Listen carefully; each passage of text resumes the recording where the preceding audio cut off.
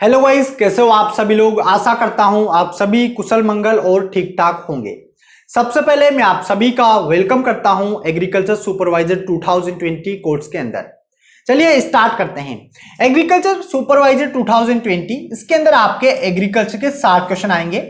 Rajasthan GK की अगर हम बात करें तो इसके आपके 25 क्वेश्चन आने वाले हैं। एंड हिंदी की हम बात करें तो हिंदी के आपके 15 क्वेश्चन आने वाले हैं।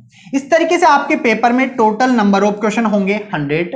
एक क्वेश्चन आपका 3 नंबर का होगा तो पूर्णांक हो जाएंगे 300। माइनस मार्किंग आप लोगों की होने वाली है।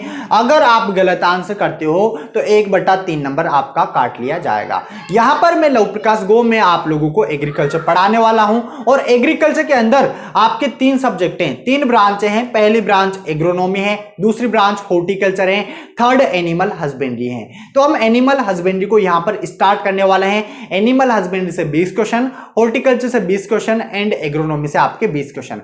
चलिए जय गणेशाय हम करते हैं एनिमल हस्बेंड्री का। सबसे basic question, what is animal husbandry या पशुपालन विज्ञान क्या होता है। तो नाम से पता चल रहा है कि ऐसा विज्ञान जिसके अंदर पशु का पालन किया जाता है। क्या किया जाता है? ऐसा विज्ञान जिसके अंदर पालन किया जाएगा किसका? पशु का। उसी को हम क्या बोलेंगे? पशुपालन विज्ञान बोलते हैं। अब देखो विज्ञान बोल रहे हैं तो लेकिन हम पढ़ किसके अंदर रहे हैं इसको? एग्रीकल्चर के अंदर। तो यह एक क्या होगा? एग्रीकल्चर की एक ऐसी ब्रांच जिसके अंदर पशुओं को पाला जाता है उसको एनिमल हस्बेंड्री बोला जाता है। अगर इसका मीनिंग आप देखोगे, इसका मीनिंग अगर आप समझोगे तो देखो एनिमल मतलब क्या होता है? पशु होता है। एनिमल मतलब क्या होता है? पशु होता है। और हस्बेंड्री मतलब क्या होता है? फार्मिंग होता है। क्या होता है? फार्मिंग। अब एनिमल की फार्मिंग मतलब खेती तो करेंगे नहीं भाई। फार्मिंग का मीनिंग क्या होता है? खेती करना। बट यहां पर इसका मीनिंग क्या है? पालन है। क्या है? पालन। अब किसका पालन? पशु का पालन। इसी को क्या बोला गया है? Animal husbandry. अब पशु का पालन क्यों करते हैं? तो पशु का पालन देखो 3 प्रोसेस हैं, मतलब 3 पॉइंट है जो इंपॉर्टेंट है। एक तो एनिमल हस्बेंड्री आपके एग्रीकल्चर की ब्रांच है, अपने आप में एक साइंस है जिसके अंदर पशुओं को पाला जाता है। अब 3 उद्देश्यों के लिए हम पशु को पालते हैं। एक तो है प्रोडक्शन हमारा हो गया, ठीक है। एंड सेकंड मतलब एक तरीके से डेफिनेशन जो आप बनाओगे ना, आप खुद डेफिनेशन बना सको, इस तरीके से आप सीखो। प्रोडक्शन मतलब हमारा उत्पाद हो गया। इसके अलावा ब्रीडिंग, इसके अलावा क्या आता है? ब्रीडिंग, पशुओं में प्रजनन। एंड थर्ड आता है केयरिंग। क्या आता है? केयरिंग मतलब उनको पालना। इसी को कुल मिला के क्या बोला गया है? एनिमल हस्बेंड्री या फिर इसको पशुपालन विज्ञान बोला गया है। अब देखो पशुपालन विज्ञान जो होता है, एक किसान जो होता है, एक फार्मर जो होता है, वो क्या करता है? नस्लें, अलग अलग नस्लें उसके पास होती है। हो सकता है गाय की नस्लें अलग हो, बकरी की अलग हो, भेड़ की अलग हो। तो क्या है उसके पास? वो उसके पास है लाइव स्टॉक। वो क्या है? पशुधन है। मतलब उसके पास जो धन है एक तरीके से धन के रूप में, इसीलिए उसको क्या बोला जाता है? लाइव स्टॉक बोला जाता है या फिर पशुधन बोला जाता है। अब यहां पर पशुधन या पशुपालन क्यों करता है किसान? रीजन क्या है? तो देखो अगर हम बात करें सबसे पहले पशु को क्यों पाला गया भाई? सबसे पहले पशु का पालन क्यों किया गया? तो आप लोगों को पता है कि जो ह्यूमन है, जो इंसान है, वो 2 चीजों पर डिपेंड है। 2 चीजें कौन कौन सी है? ध्यान दो यहां पर। एक तो है पादप, जिनको बोलते हैं प्लांट। इंग्लिश में क्या बोलते हैं? प्लांट बोलते हैं। ये पहला हो गया। एंड सेकंड आपके पास आता है पशु। क्या आता है? पशु, जिसको हम इंग्लिश में बोलते हैं एनिमल। क्या बोलते हैं? एनिमल। अब देखो पादप से भी हमें क्या मिलता है? भोजन मिलता है। क्या मिलता है? भोजन। जैसे गेहूं है, चावल, गेहूं की रोटी हम खाते हैं, चावल हम खाते हैं, तो ये सब कुछ क्या है? भोजन। दूसरा पॉइंट हमारे पास आता है एनिमल। अब एनिमल से क्या मिलता है? तो एनिमल से भी मिलता तो भोजन ही है। एनिमल से भी क्या मिलता है? भोजन मिलता है। लेकिन कैसा भोजन? देखो इसके अंदर आप क्या आते हैं? जैसे एग हो गए, अंडे हो गए, इसके अलावा मीट हो गया, मांस हो गया, इसके अलावा मिल्क हो गया। ये 3 मेजर पॉइंट है, मतलब 3 मेजर प्रोडक्ट है, 3 बड़े उत्पाद है जो हमें पशुपालन से मिलते हैं। मीट हो गया, एग हो गया एंड मिल्क हो गया। इसके अलावा और भी बहुत सारे प्रोडक्ट हैं, जैसे ऊल हो गया, लेदर हो गया, उनका चमड़ा हो गया। मतलब पशु का एक एक पार्ट जो है ना, वो सारा काम में लिया जाता है। देखो इस युग को बोला गया है आर्थिक युग। क्या बोला गया है? आर्थिक युग। कहने का मतलब है किसी भी चीज की आर्थिक स्थिति देखी जाती है कि इससे मुझे कितना पैसा मिलेगा, और इसीलिए आजकल पशुओं को सिर्फ इन 3 चीजों के लिए नहीं पालते कि भाई अंडे के लिए पालेंगे या मीट के लिए पालेंगे या फिर मिल्क के लिए पालेंगे। अलग अलग उद्देश्य हो सकते हैं सभी किसानों के, इसीलिए इसको क्या बोला गया है, पशुपालन विज्ञान बोला गया है। और पशु जो किसान के पास जो पशु हैं उनको हम बोलते हैं पशुधन। अब सबसे पहले जो एनिमल हस्बेंड्री, कहने का मतलब है एनिमल हस्बेंड्री पशुपालन विज्ञान, तो कब से पशुपालन विज्ञान करने लगे, कब से पशुओं को पालने लगे और क्यों पालने लगे, तो चलिए जानते हैं।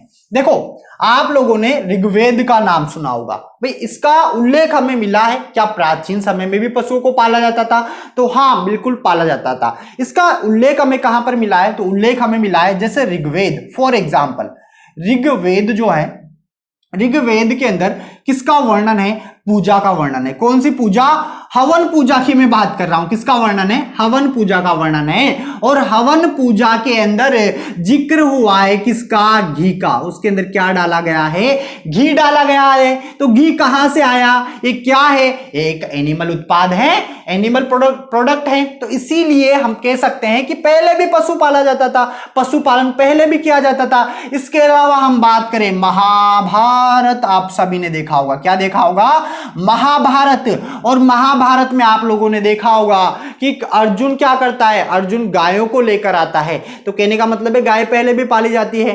जो गुरु द्रोणा है, मतलब अर्जुन के जो गुरु हैं उनके पास भी गाय होती है, वो भी गाय पालते हैं। तो पुराने समय में भी पशुपालन होता था। अब इंसान ने सबसे पहले पशुपालन जो स्टार्ट किया, ऐसे तो सबसे पहले जो ह्यूमन है, जो इंसान है, उसने कुत्ता पाला था।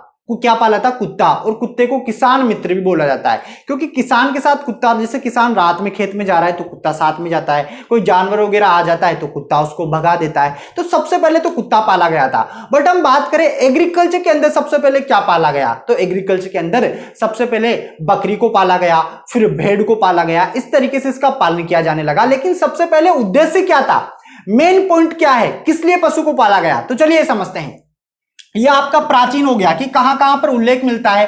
क्या हम कह सकते हैं कि भाई प्राचीन समय में पशु को पाला जाता था, तो हाँ बिल्कुल पाला जाता था। अब चलिए ध्यान से यहां पर समझते हैं। सबसे पहले जो पशु को पाला गया, वो पाला गया था भोजन के लिए। किसके लिए पाला गया था, भोजन, मतलब मीट के लिए पाला गया था। किसके लिए, मीट, सिर्फ और सिर्फ मांस उत्पादन के लिए। लेकिन जैसे जैसे धीरे धीरे इंसान जागरूक होने लगा, इसको पता चलने लगा कि यार इससे मिल्क भी मिलता है, इससे मुझे और अदर प्रोडक्ट भी मिल सकते हैं। तो धीरे धीरे उसने क्या किया, व्यवसाय के रूप में पालना इसको स्टार्ट कर दिया। और आज हर इंसान अलग अलग पशुओं को अलग अलग उद्देश्य से पालता है। लेकिन मेजर उद्देश्य जो है वो मैंने आपको बता दिए, मीट है, मिल्क है एंड ब्रीडिंग या अदर बहुत सारे प्रोडक्ट हैं जिनके लिए एनिमल को पाला जाता है। अब चलिए ध्यान से यहां पर हम समझते हैं कि एनिमल जो है सबसे पहले कौन सा पाला गया था। सबसे पहले एग्रीकल्चर के अंदर हम बात करें तो बकरी। किसको, बकरी को। अब देखो बकरी क्या होता है, इसको इंग्लिश में बोलते हैं गोट। यहां पर इसका साइंटिफिक नेम भी मैं आपको बता देता हूं। जिस प्रकार फसलों का क्या होता है, बोटानिकल नेम होता है, फसलों का क्या होता है, बोटानिकल नेम होता है, क्योंकि इसका अध्ययन जो हम करते हैं किसके अंदर करते हैं, बोटनी के अंदर करते हैं। किसके अंदर करते हैं, बोटनी के अंदर। ऐसे यहां पर जो एनिमल है इनका होता है ZN, मतलब जूलॉजिकल नाम। क्यों, क्योंकि इसका अध्ययन जो हम करते हैं किसके अंदर करते हैं, जूलॉजी के अंदर करते हैं। किसके अंदर करते हैं, जूलॉजी के अंदर। तो ऐसे यहां पर अगर हम बात करें कि बकरी का जूलॉजिकल नेम क्या है, तो बकरी का जूलॉजिकल नेम है केप्रा हिरकस। क्या है, केप्रा हिरकस। पहली बार अगर आप नाम सुन रहे हो तो थोड़ा सा अजीब लगेगा, बट एंड तक आपको पूरा याद हो जाएगा। जैसे ही हमारा ये पूरा का पूरा एनिमल हस्बेंड्री कंप्लीट होगा ना, आपको सब कुछ ऐसे चुटकियों में याद हो जाएंगे जितने भी क्वेश्चन है। मैं आपको डोज बताऊंगा कि किस तरीके से याद करना है, कब कब कौन कौन से टॉपिक आप पढ़ोगे, कब कब कौन कौन सी नस्लें आपको याद करनी है, किस तरीके से याद करोगे, सारा का सारा आपको बताया जाएगा।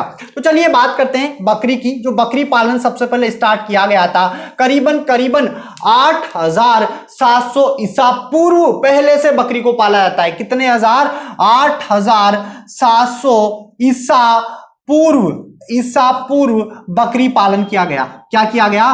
बकरी पालन। अब देखो ईसा पूर्व को इंग्लिश में बोलते हैं, क्या बोलते हैं? BC। BC का मतलब क्या होता है? Before Christ. मतलब ईसा मसीह के जन्म से 8700 वर्ष पहले से बकरी पालन किया जाने लगा। अगर हम बात करें भेड़ की, यहां पर अगला पॉइंट जो आपका आता है वो आता है भेड़। क्या आता है? भेड़। इसको इंग्लिश में बोलते हैं सिप। क्या बोलते हैं? सिप बोलते हैं। अब सिप का भी जूलॉजिकल नेम होता है, क्या होता है? ओविस एरिस होता है। क्या होता है? ओविस एरिस होता है। क्या होता है? ओविस एरिस। अब इसका पालन कब से किया जाने लगा? तो इसका पालन किया जाने लगा 7700 ईसा पूर्व, BC, बिफोर क्रिस्ट, इनके जन्म से इतने वर्ष पहले। ऐसे तो अलग अलग किताबों में आपको अलग अलग ये डेटा मिलेगा, बट जो डेटा आपको बताया गया है ये अनुमानित डेटा आपको बताया गया है। अगर हम बात करें कुत्ते की, किसकी बात करें? कुत्ता, डॉग। तो देखो कुत्ते का पालन तो 15,000 BC, मतलब इससे भी पहले से कुत्ता पाला जाता है, कुत्ते का पालन किया जाता है। इसलिए सबसे पहला जो पालतू पशु है वो आपका कुत्ता है। इसके बाद में आपका बकरी है, बकरी के बाद में आपका भेड़ है, फिर इसके बाद में धीरे धीरे गायों का पालन हुआ, फिर भैंसों का पालन हुआ, मुर्गियों का पालन हुआ। इस तरीके से धीरे धीरे जितने भी एनिमल हैं सबको पाला जाने लगा। अब हम यहाँ पर बात करते हैं कि आपके जो एनिमल हस्बेंड्री है इसमें कितने कितने कौन कौन से टॉपिक हैं और क्या क्या आपके आने वाला है। तो चलिए ध्यान से समझते हैं। देखो आपके कौन से क्वेश्चंस हैं जो किस किस टॉपिक से पूछे गए हैं, सारा का सारा आपको बताया जाएगा। बिल्कुल सिलेबस के अकॉर्डिंग आपको पढ़ाया जाएगा। पहले मैं आपको सिलेबस बता देता हूं ताकि आप लोग खुद जान सके कि वाकई में सिलेबस कितना है, सर ने क्या क्या हमें पढ़ाया है, क्या कोई टॉपिक सर ने छोड़ दिया है, तो आप बिल्कुल मुझे बता सकते हो। तो सबसे पहले हम बात करते हैं सिलेबस की। आप लोग इस सिलेबस को नोट कर लीजिए बिल्कुल अच्छे तरीके से। यहां पर आपके एनिमल हस्बेंड्री के अंदर बिल्कुल 4 पॉइंट है जो इंपॉर्टेंट है। एक तो है पहला नस्लें, ठीक है। अब नस्लें किस किस की आएगी वो भी मैं आपको बता दूंगा। सेकंड आपके यहां पर आता है, सेकंड विशेषताएं, मतलब जानवरों की विशेषताएं, विशेषताएं। एंड थर्ड पॉइंट आपके पास आता है, यहां पर थर्ड पॉइंट आपके पास आता है उपयोगिता। एंड फोर्थ आपके पास आता है उत्पत्ति स्थान, ओरिजिन, उत्पत्ति स्थान का सामान्य ज्ञान। ये 4 पॉइंट हैं जिन पे आपके क्वेश्चन बनेगा। इन 4 पॉइंट के अलावा आपका क्वेश्चन नहीं बनने वाला है। 4 पॉइंट जितने भी नस्लें हैं उनमें हम 4 पॉइंट पढ़ेंगे। एक तो नस्लें हम देखेंगे कि कौन सी नस्लें हैं जिसको दुग्ध उत्पादन के लिए पाला जाता है, कौन सी नस्लें हैं जिसको मीट उत्पादन के लिए पाला जाता है, विशेषता क्या है, मतलब रंग रूप कैसी दिखती है, सींग जलेबी जैसे हैं, हंसियाकार हैं, काली है, कैसी है, वो सब कुछ विशेषता में हम पढ़ेंगे। उपयोगिता में हम पढ़ेंगे कि कितना दुग्ध उत्पादन है, क्या इसको कृषि कार्य में भी काम लिया जाता है, वो सब कुछ हम उपयोगिता के अंदर पढ़ेंगे। उत्पत्ति स्थान, किसका ओरिजिन कहां से माना गया है, मतलब सबसे पहले इसको कहां पर देखा गया या कहां से इसका जन्म हुआ है, उसको हम बोलते हैं उत्पत्ति स्थान। तो चलिए देखते हैं। आपके गाय दे रखी है, भैंस दे रखी है, भेड़ दे रखी है, बकरी दे रखी है, जितना भी आपका दे रखा है वो सब कुछ मैं आपको बता देता हूं। सबसे पहले हम बात करते हैं यहां पर गाय की। किसकी बात करते हैं? गाय सबसे पहला जो आपके पशु हैं हम इसको कंप्लीट करेंगे। गाय, और गाय के अंदर कौन कौन सी नस्लें हैं? तो गाय के अंदर आपके 9 नस्लें हैं। पहली आती है आपके पास गिर आती है। गिर के अलावा आपके पास थार पारकर है, थार पारकर, या आपको सिलेबस में बता रहा हूं एनिमल हस्बेंड्री का। थार पारकर, नागौरी है, नागौरी, राठी है, राजस्थान की कामधेनु जिसको बोला जाता है, राठी है, जर्सी है, जर्सी इसमें सबसे ज्यादा फैट परसेंटेज होता है। इसके अलावा हॉलिस्टन फ्रीजियन है, पूरे वर्ल्ड की सबसे भारी नस्लें, सबसे ज्यादा दूध देने वाली नस्लें, सब कुछ आपको डिटेल में ऐसे आपको चुटकियों में याद हो जाएंगे। जितने भी क्वेश्चन है बस आप देखते रहिए, बने रहिए। तो यहाँ पर गिर है, थार पारकर है, नागौरी है, राठी है, जर्सी है, हॉलिस्टन फ्रीजियन है, मालवी है, हरियाणवी है, मेवाती है, मालवी है, हरियाणवी है, हरियाणवी एंड मेवाती, ये नस्लें हैं आपके गाय की। अब इन नस्लों से सिर्फ इन 4 पॉइंट पे आपका क्वेश्चन बनेगा।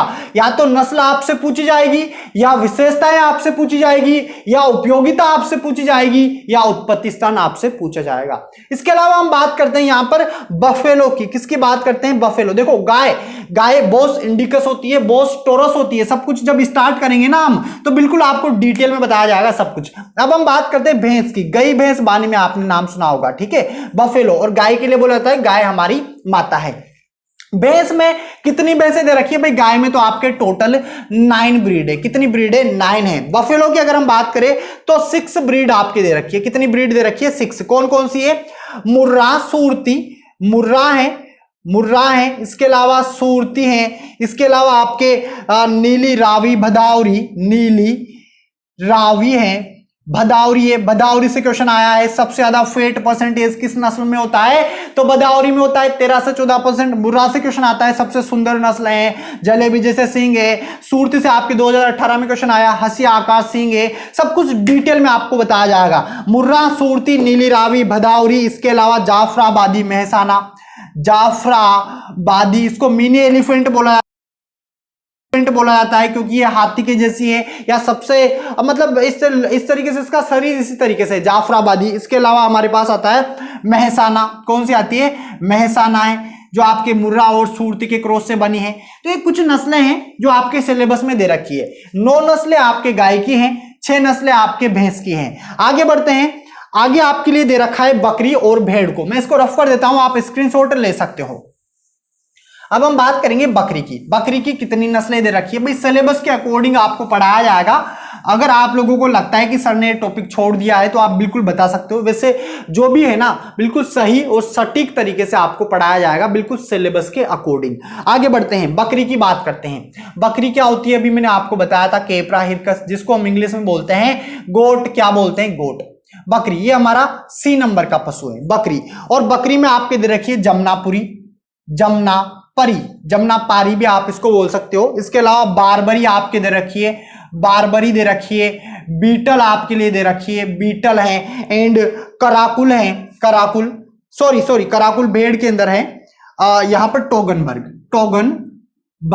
तो आपके लिए 4 नस्लें किसकी दे रखी है? बकरी की। बकरी की है 4 नस्लें। एंड इसके बाद में आता है D नंबर पे हमारे पास भेड़, ओविस एरिस, जिसको हम इंग्लिश में बोलते हैं सिप। क्या बोलते हैं? सिप। और इससे आपके लिए जो नस्लें दे रखी है, 6 नस्लें आपके सिलेबस में हैं। सिप में कौन कौन सी है? मारवाड़ी है। कौन सी है? मारवाड़ी है। चोकला है, मारवाड़ी है, चोकला है। मालपुरा है, कराकुल है, कराकुल। एंड इसके अलावा जैसलमेरी, अभिवस्त्र, अभिकालीन। जैसलमेरी,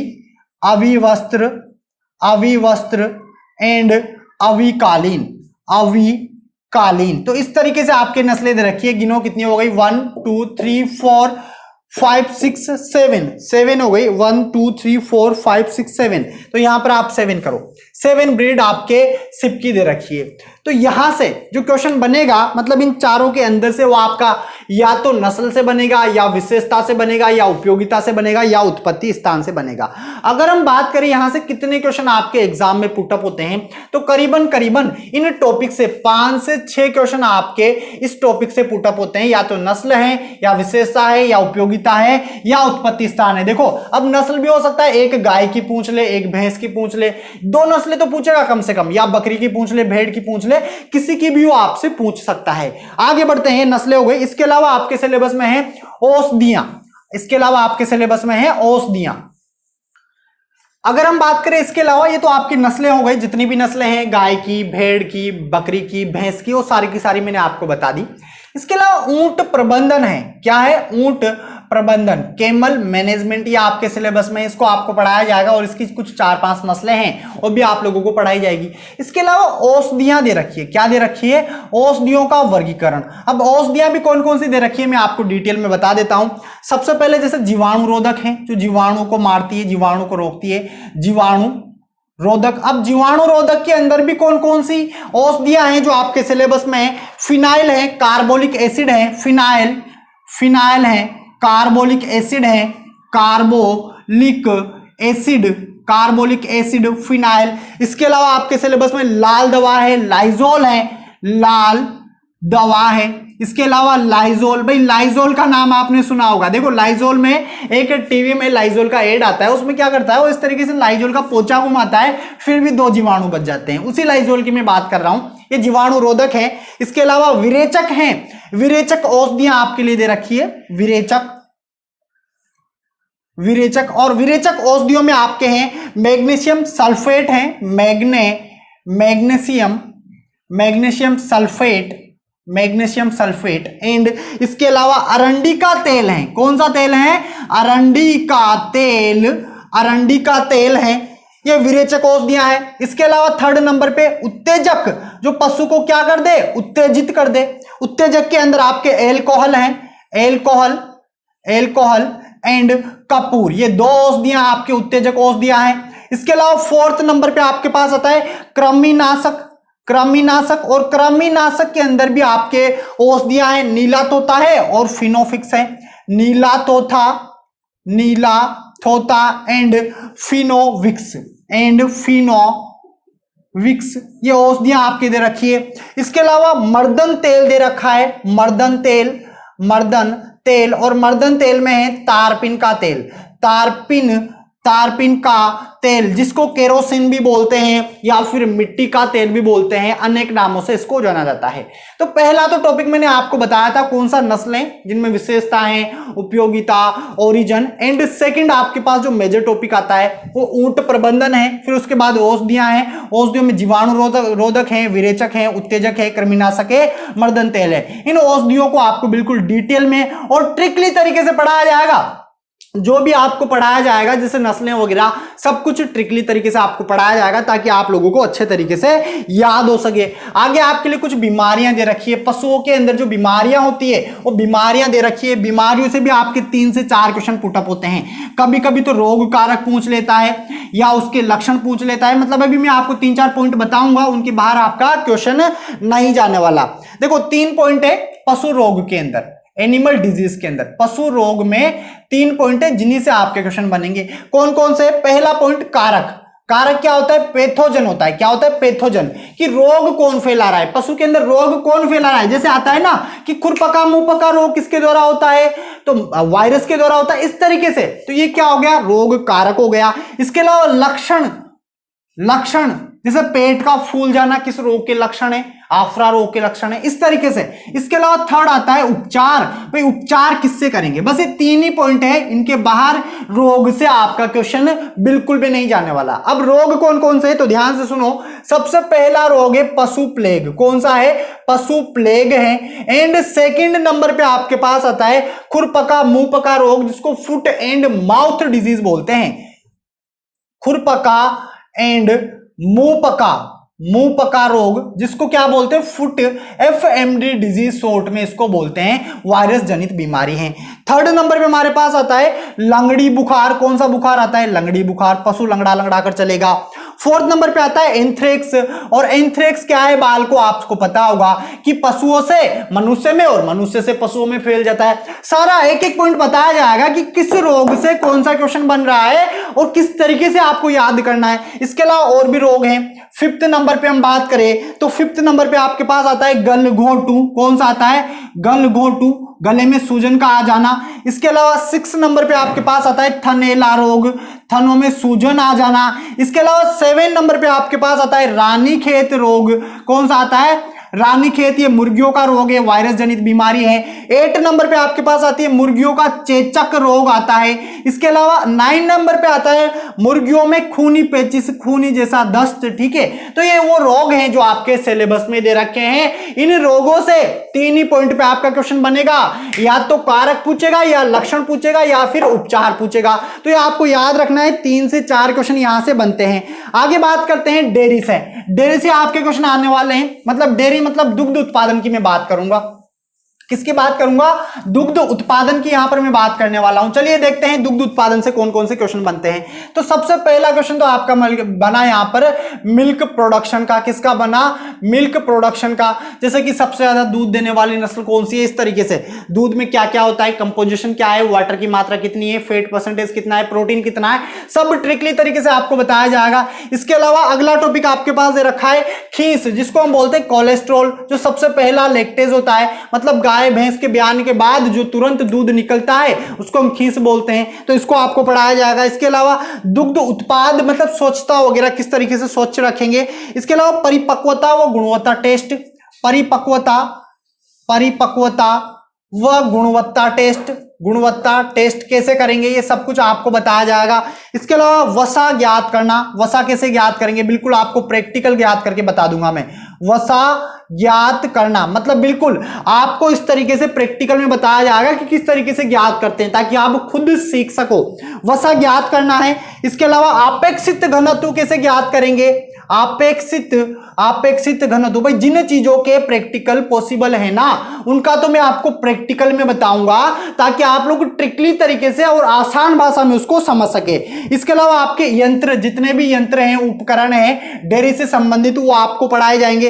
इसके अलावा दही पनीर, किसकी बात कर रहा हूं मैं, दही पनीर की बात कर रहा हूं, दही पनीर। घी बनाने की विधियां, घी बनाने की विधियां, कौन कौन सी विधियां हैं जिनसे इनको बनाया जा सकता है, बिल्कुल आसान है, बिल्कुल आसान, आप खुद सीख जाओगे बनाना। इसके अलावा दुग्धशाला जो है हमारी, दुग्धशाला, इसमें बर्तनों की साफ सफाई कैसे रखेंगे, उनको पढ़ाया जाएगा आप लोगों को, कौन कौन से बर्तन काम में लिए जाते हैं, और उनको जीवाणु रहित करना, मतलब उनके अंदर कोई भी जीवाणु नहीं होना चाहिए, उनको जीवाणु रहित कैसे करेंगे। इसके अलावा आपके पास अगला टॉपिक आता है राजस्थान शब्दावली। क्या आता है, राजस्थान शब्दावली। मतलब देखो आप लोगों को पता है भाई राजस्थान शब्दावली क्या होती है, कि राजस्थान में उसको किस भाषा में बोला जाता है, उसी को हम बोलते हैं राजस्थान शब्दावली। जैसे रेवड़ी किसको बोला जाता है, तो रेवड़ी किसको बोलते हैं, एक तरीके से जो कूड़ा कचरा निकलता है, या फिर गाय भैंसों से जो गोबर वगैरह निकलता है फालतू, उसको हम एक जगह पे इकट्ठा कर देते हैं। तो इस तरीके से जितने भी शब्दावली है ना राजस्थान की, ये सब कुछ आपको बताई जाएगी। ये हमारा एनिमल हस्बेंड्री का सिलेबस है, और यहां से आपके 20 क्वेश्चन बनने वाले हैं। अगर आप लोग बिल्कुल अच्छे तरीके से जितने भी वीडियो लेक्चर्स है इनको अच्छे से देखते हो, अच्छे तरीके से समझते हो, बिल्कुल ट्रिकली तरीके से आपको पढ़ाया जाएगा, तो आपके यहां से 20 में से 20 क्वेश्चन आएंगे, बिल्कुल एक भी क्वेश्चन आपका बाहर नहीं जाने वाला है। बस आप देखते रहिए। आप सभी को मेरी तरफ से ऑल द बेस्ट। आगे हम पढ़ेंगे अगले वीडियो लेक्चर में गाय, उसके बाद में भैंस पढ़ेंगे, बकरी पढ़ेंगे, भेड़ पढ़ेंगे, ऊंट प्रबंधन पढ़ेंगे, जीवाणु जो है, औषधियां जो हैं औषधियां पढ़ेंगे, डेयरी साइंसेस पढ़ेंगे, रोग पढ़ेंगे, जिसमें हमारा एनिमल हस्बेंड्री कंप्लीट हो जाएगा। हम मिलते हैं अगले वीडियो में, तब तक आप सभी को मेरा राम राम, नमस्कार, जय जवान जय किसान, जय हिंद फ्रेंड।